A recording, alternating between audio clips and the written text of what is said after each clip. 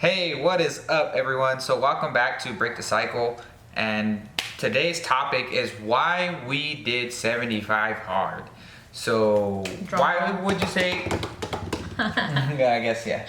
But why would you say you started 75 hard, babe? Because you did it first. I didn't start it. Yeah, so to start off, like, I was doing a lot of mindset work, and through that time I was actually learning like a new discipline, because I had lost all the weight that I wanted to. Like, I had reached my goal weight, and I kind of was like, okay, what's next, and it didn't come to me because, like I've told you guys several times, I did it the wrong way. Like, my journey lasted so long, and I lost the weight, but I was like literally the same body, just in a smaller version. And that's not what I wanted. I wanted to really tone my body and do all of that stuff. So I discovered it through some girls that I was like communicating with, and it was through the Evolve Challenge. So if you're from Evolve Challenge, what's up? But so we did shout out Hiba Ali. Yeah, so I consider her my mentor. I've never met her in person, but she really taught me a lot about mindset, about how our minds work to trick you into thinking that like your goals don't matter, or like the simple things that cause us to fall off. So I was like reading up a lot about it. I was listening to her just talk, and then she would suggest like books to read and whatnot. So I started reading books as well. So I ended up getting into it right before I left my job, my corporate job. And I just needed some sort of structure. Like, I really wanted to try it and challenge my mental kind of state. And that's kind of what started me on it. It was the year of 2021, and I just wanted that mental challenge. So that's why I started. And then I got him into it.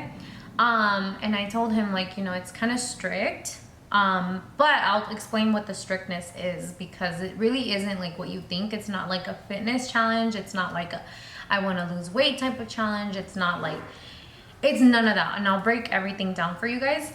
But what did you think when I first told you about it? I thought she was crazy. No, I'm just kidding. No, I thought it was really cool because the way that everything was broken down and the program was explained, it didn't sound like it was anything like too physically demanding.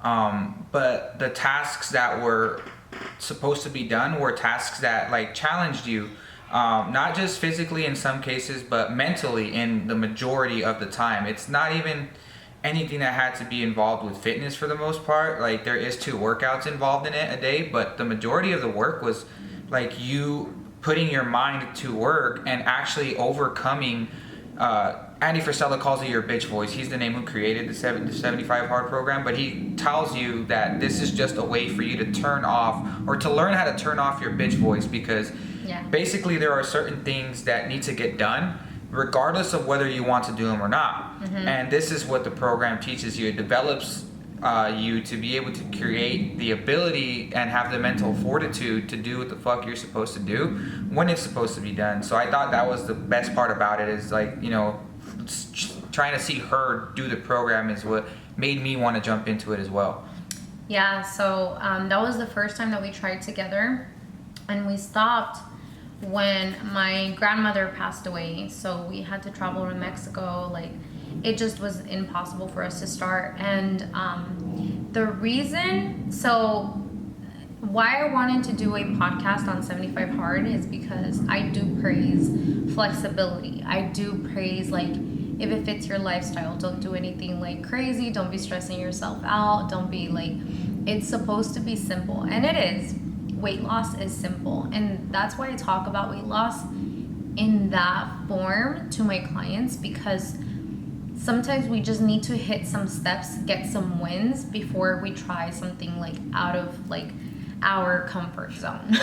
No, yeah, for sure. Right? Yeah. I feel that for sure, because for someone like myself who had never like tracked a single fucking calorie that I ever ate, tracking calories was enough like stress for me as it was. You know what I'm saying?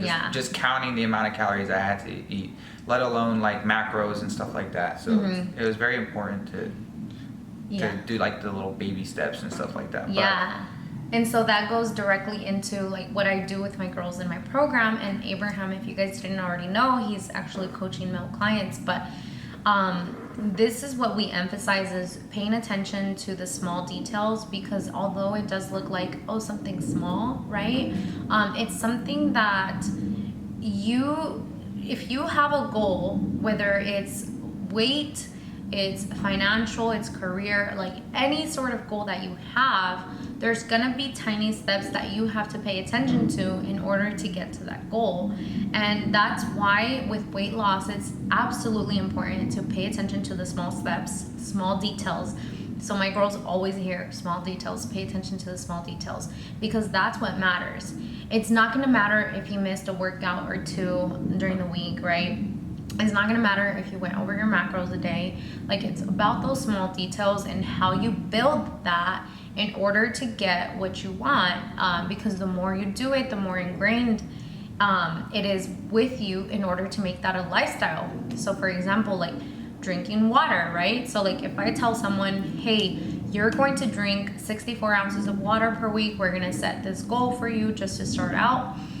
My goal for my girls is to make it like a non-negotiable during that first week of their program, or whatever time that we're setting that goal, is to like hit it. Because mindset wise, if we allow ourselves to not hit that goal, right? It sounds simple. Like, I'm sure some of you guys are hearing, you're like, oh, 64 ounces, that's super easy.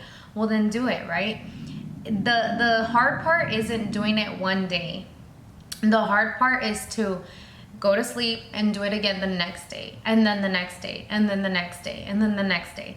So I think that that's what 75 Hard did for me a lot, is like to do these small details repetitively to get what I want.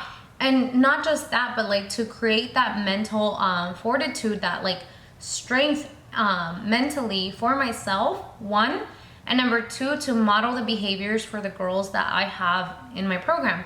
Of course, I'm like doing everything, like doing all the things for 75 days, so that's like hardcore. But I want to model the behaviors that I'm asking my girls to try. Granted, like what I ask them to try is definitely within their comfort zone, but because it's in their comfort zone, that's why it's a challenge to do it repetitively. Yeah, like the repetition. Yeah, it's really what it is about. It's about doing the tasks that are simple to do, but also like inconvenient to do. Yes. Like take a freaking progress pick every day. That kicked my ass twice, guys. Twice. He had to restart. I had to restart twice because I fucking didn't take a progress pick. And whether or not it's something as small as missing a progress pick, it's part of the program, and it's an inconvenient task that I still needed to do. Because what does that teach me? It teaches me to analyze and track whether I'm actually achieving my goal or not. And I think that's like the biggest thing, is like we like to ignore the simple shit that we should be doing, like waking up a little earlier just to get an extra hour in the day. Like that is simple, and it's something that we can all do, and it's something that we've been striving to do for a long time. And we wake up relatively early, and we develop that task or that ability even more during 75 Hard, because now we had to do 2 workouts, and they had to be at least 3 hours apart. So like, you know, you couldn't just do them back to back, or like, and one of them has to be outside. So it just gets really crazy. And I think, you know, it's just, it puts you in places that you're supposed to be. Like, you're supposed to get outside. You're a human being. Like, get the fuck outside. We evolved outside. We came from outdoors. So it's part of our human nature, and that's what that does to you. Is like, we evolved drinking water. We evolved, you know, doing not 2 workouts, but being outside, doing tasks that involve being active throughout the day. Yeah. Like, our second workout was our walks outside. Yep. And we made sure our hearts were pumping, and we had like a specific like heart rate. It would have to be over 100 for it to be considered a workout. That's what we define as our guidelines. Yeah. And yeah, I think the biggest thing for that was, it's like, what's that? Well, I was gonna say, like, we're walking like people. We evolved walking. We evolved walking. Like, that's the only thing that humans have been good at since the beginning of our time. It's like we have followed our food everywhere we go. We've had to follow water. We've had to follow grasslands, because in times of famine, when it gets too cold, when it gets too hot, like we have to travel to get to somewhere better. So how do we do that? Walking. And if you don't walk, you don't really even fucking human at this point, like, because that's been part of our evolutionary process since the beginning of time, and it's something that your body expects. If you ever sit around for too long and then get that antsy feeling in your lower back, or your hands start to get itchy, or your feet start to get itchy, because you're not fucking moving. And that's something that our bodies have required forever. So, you know, walking is one of the best things to, like, not only like burn fat, but it's like a metabolic driver. It actually promotes your immune system and so many other things that we can go into, but you know, that's like getting a little into another episode that we can make for that. But, well, what coming off of what he was saying is it forced us to time manage, and I think that's a huge problem in our society, not just like with everyone, and it's including us, because sometimes we get into points where we cure a certain routine so much that we start to mismanage our time. So we always have to go back to the drawing board and manage our time even better, because things change in life. Life's always changing. We are supposed to expect that, and just being able to modify your day to get the things done that you need to have done before the night ends, before you lay your bed on your pillow, that time does not matter anymore. At that point, it's about how can I get things done and make sure I do it before I lay my head on the pillow. And that goes into the most recent time that we started 75 Hard. For me, it was very like business oriented. I wanted to make sure I was showing up the way that I was supposed to show up for my clients. I wanted to make sure that I was taking care of myself, because with busy entrepreneurship life, I started not eating because I wasn't tracking anymore.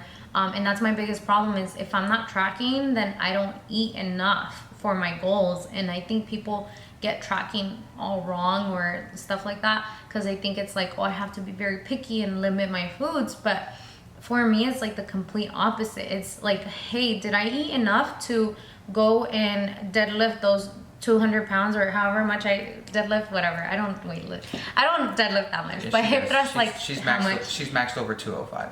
Okay, I never keep track of the numbers, but yeah, like I wasn't doing that, and I wasn't taking care of myself. I was feeling energetically like drained. You know, I was still trying to show up for my workouts. I still had that mental discipline to show up for the workouts. Tried to eat enough, but like literally I could not do it. Doing my second workout, which was my walk, and for you ladies that are listening, is like walking is very good for your stress, and a lot of us are chronically stressed. Like our society is just so much stress, and walking can be that thing that is an exercise, is a stress reliever, is family time, is you time, it's audiobook time, podcast time. Like literally you can make that whatever time you want and benefit from it, not just in one area but in multiple. Yeah, those benefits are also for men as well. The stress reduction and all that stuff. Like walking can be prescribed as a treatment for so many things that are wrong with our society, and it's not prescribed. So yeah, like, I was joking with Abraham, and I was like, or who was I joking with? I was saying like, oh, I need to prescribe you, like exercise your movement. Was it Jessica? Yeah, it might have been Jessica. Yeah. And like, because the doctors aren't prescribing these things, not that I'm a doctor or anything, but this is what I, have my girls do or incorporate into their life, is like really just finding ways to de-stress, finding ways to clump it all up together so that way it doesn't feel like a chore, and it can be replaced by something else that maybe is not serving you as much. So yeah, like coming back to 75 Hard, it taught me a lot to commit to my promises that I make to myself. Granted, it's not perfect yet, but that's why I'm going to keep on doing it. I'm going to keep on doing 75 Hard because I get so many benefits mentally, even though sometimes I'm a little tired, I'm like drained, I find ways to make sure that I'm managing my time correctly so that way I don't feel drained. So I'm problem solving so many things, and being willing to problem solve and being willing to put yourself in that situation where you do have to fulfill the promises that you make for yourself. Like, it teaches you so much.